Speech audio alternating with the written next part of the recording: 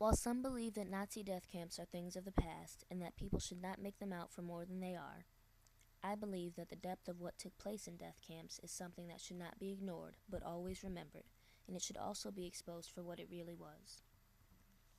5 notorious death camps have become the face of the Holocaust and all it stood for: Auschwitz, Belzec, Chelmo, Majdanek, and Sobibor.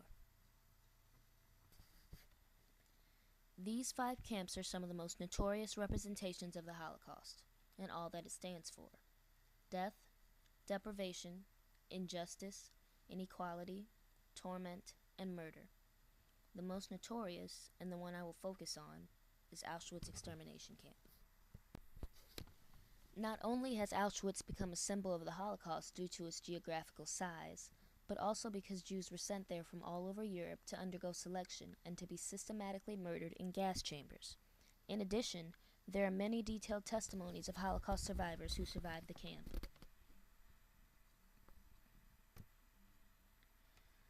We say and write Auschwitz, but we actually mean a torture center, a terror that we cannot possibly conceive, the essence of evil and horror. Yet, Auschwitz was not another planet, but a huge complex built by human beings to murder other human beings in the cruelest industrialized manner.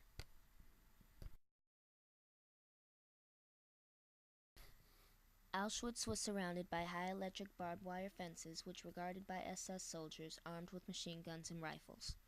Some Auschwitz survivors have said that not only did the barbed wire surrounding Auschwitz tremble and howl, but also the tortured earth itself moaned with the voices of the victims. In March 1942, trains carrying Jews began arriving daily. Sometimes, several trains would arrive on the same day, each carrying 1,000 or more human beings coming from the ghettos of Eastern Europe, as well as from Western and Southern European countries.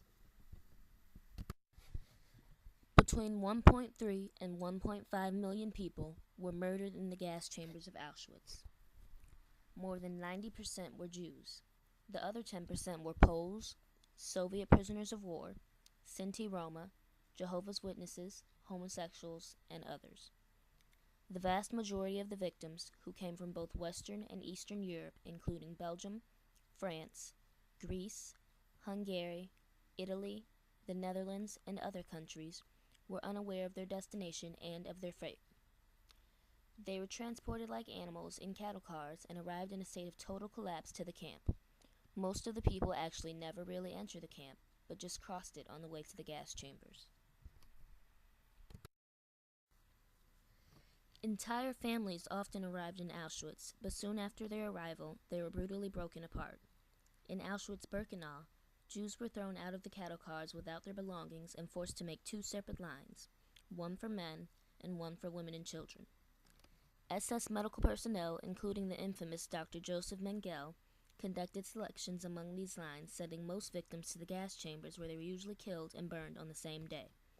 Mengele and his colleagues also conducted so-called medical experiments on human beings in the camp. The things that took place in the death camps, from gas chambers and crematoriums to medical experiments performed on the inmates, the horrors of this death camp, and all death camps for that matter, should be something that the world and its inhabitants should remember, so that in the long run this will not happen again.